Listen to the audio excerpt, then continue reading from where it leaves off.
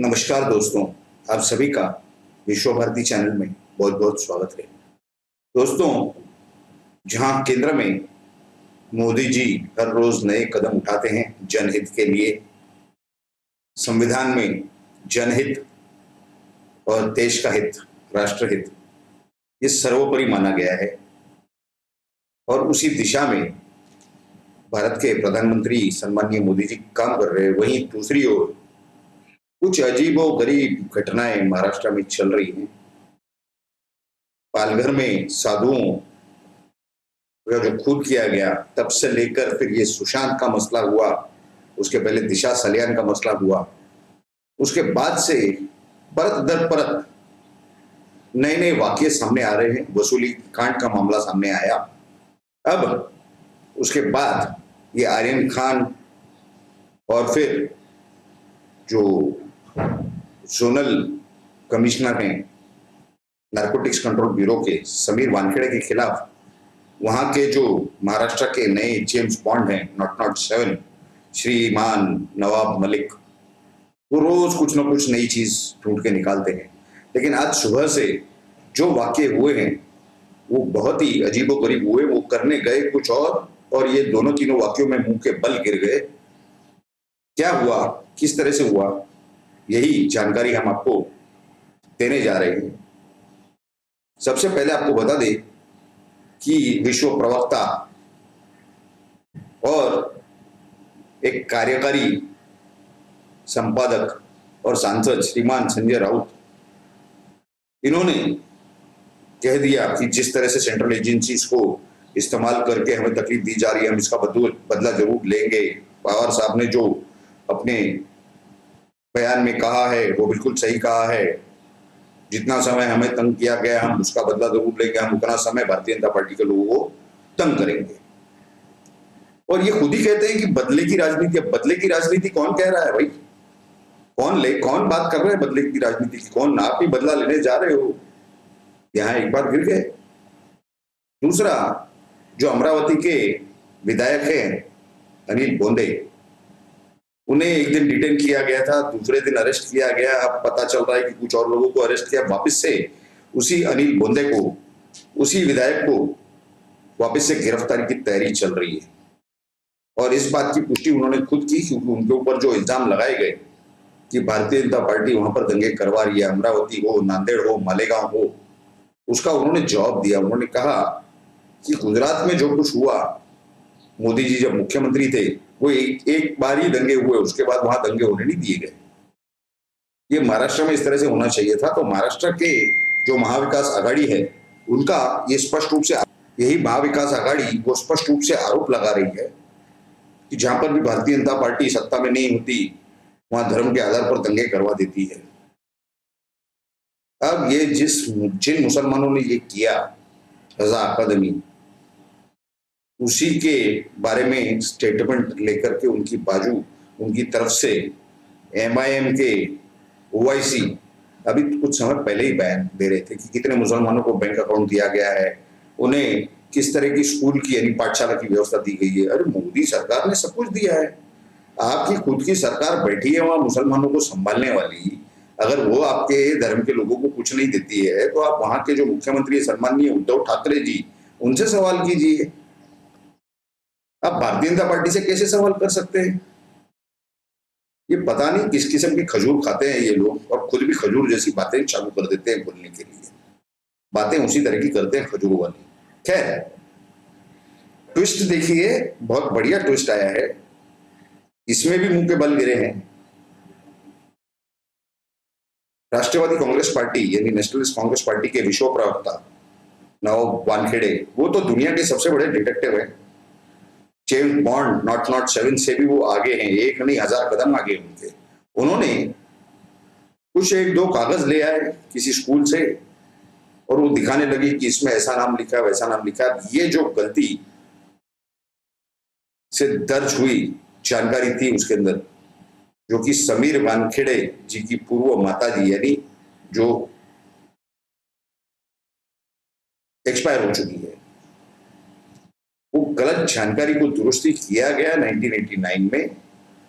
और जो नए कागजात हैं वो समीर वानखेड़े जी की धर्मपत्नी क्रांति रेडकर जी ने वो डिक्लेयर की ट्विटर पर। लेकिन उसके पहले नवाब मलिक ये सब गोल गोल घुमा के ये गलत जानकारी दे चुके थे मीडिया में, और हाईकोर्ट में भी वो सबमिशन कर चुके हैं। अब इसी गलत जानकारी के आधार पर वो फिर हाईकोर्ट में अपने मुंह के बल गिरने जा रहे हैं, क्योंकि जो गलतियां हो चुकी, जो गलत चीजें रिकॉर्ड पे आ चुकी, गलती से आ चुकी, उसकी दुरुस्ती होना लाजमी था, लेकिन उन्होंने वो नहीं किया। जो गलत कागजात थे, जो बाय एरर रिकॉर्ड हो गया था, उस एरर के बाद करेक्शन हुआ, उसकी छानबीन इन्होंने नहीं करनी है। इन्होंने तो जीना है 1947 के पहले, यानी आजादी मिल गई ये बताना ही नहीं है किसी को। ये गवर्नमेंट ऑफ इंडिया एक्ट 1935 के तहत जिएंगे, ब्रिटिश ने बनाए हुए कानून के तहत इस तरह के हालात उन्होंने कर रखे, यानी पूरी घटना नहीं बताएंगे, सिर्फ अपने फेवर में और अपने सपोर्ट में जितना है वो। उसके बाद जो दुरुस्ती हुई, जो कि समीर वानखेड़े या उनके परिवार के फेवर की बात है, जिसका फायदा उन्हें मिलेगा और इनकी गलती निकलेगी, वो ये नहीं बताएंगे। आने वाले कुछ ही दिनों में देखना यही वाकया होगा कि वो अपने मुंह के बल गिरने जा रहे हैं। क्या था वो ट्वीट, क्या थे वो कागजात, ये सब हमारे तक पहुंच चुका है। उसमें कहा गया है क्रांति रेडकर जी के ट्वीट में कि ये खुदगर्जी लोगों ने आधी जानकारी फैलाई है, बाकी की जो आधी जानकारी नहीं बताई, ये जानकारी हम इस ट्विटर अकाउंट से दे रहे हैं। और उन्होंने वो कागजात बाकायदा ट्वीट किए, और उसमें जो सिर्फ पिताजी का नाम नहीं, उनके जो जाति का दाखला है, यानी जो कास्ट सर्टिफिकेट है, वो भी बाकायदा ऑफिशियली उसकी सर्टिफाइड कॉपी उन्होंने ट्वीट की है। इससे मालूम हो रहा है कि आने वाले समय में ये एनसीपी, नेशनलिस्ट कांग्रेस पार्टी यानी राष्ट्रवादी पार्टी के प्रवक्ता किस तरह से मुंह के बल गिरने जा रहे हैं। ये संभव है क्योंकि ऐसा बताया जा रहा है कई सारे सूत्रों द्वारा कि रजा एकेडमी के साथ इन्हीं के संबंध थे। इन्होंने ये अटेंशन, सबका जो ध्यान है वो दूसरी तरफ खींच करके रखा, और ये दंगे दंगे करवाने के कई सारे कारण हो सकते हैं। इनकी सरकार की जो फेलियर है, नाकामियां हैं, ये जनता के सामने ना आ पाए, मीडिया को कहीं और बिजी रखा जाए, और मीडिया तो वैसे भी बिकी हुई है, लुटेंस मीडिया है, और इसके साथ ही साथ उन्हें वहां पर जो उगरानी है, उनकी वसूली वो नहीं मिल पा रही होगी। क्योंकि अगर आप अमरावती देखें, मालेगांव देखें, नांदेड़ देखें, तो वहां पे सबसे ज्यादा जो बिजनेसमैन है, बिजनेस क्लास कम्युनिटी है, वो चाहे हॉकर हो, खोमचे वाला हो, से लेके इंडस्ट्रियलिस्ट तक, ये सबसे ज्यादा हिंदू पॉपुलेशन है।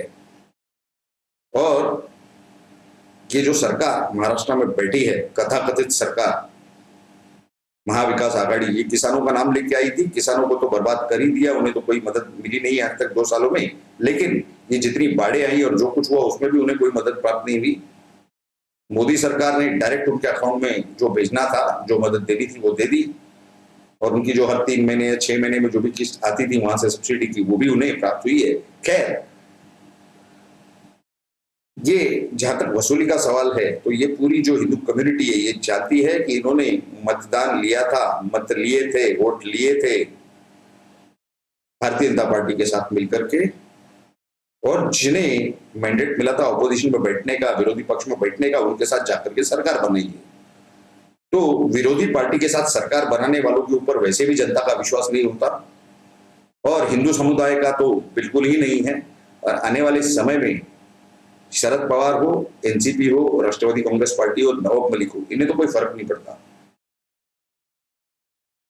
लेकिन फर्क सबसे ज्यादा, क्योंकि कांग्रेस इनके साथ है, कांग्रेस का सबसे बड़ा मुद्दा और हेतु ये था कि उत्तर प्रदेश में मुसलमानों के जो वोट है वो अपने तरफ खींच लिए जाए। लेकिन अब वो जो ओवैसी भाई हैं, बद्दू हैं, वो अब इसमें बीच में टपक पड़े हैं, और अब वो कांग्रेस को नुकसान पहुंचाने वाले हैं। उत्तर प्रदेश में कांग्रेस को बहुत बड़ा नुकसान होने जा रहा है।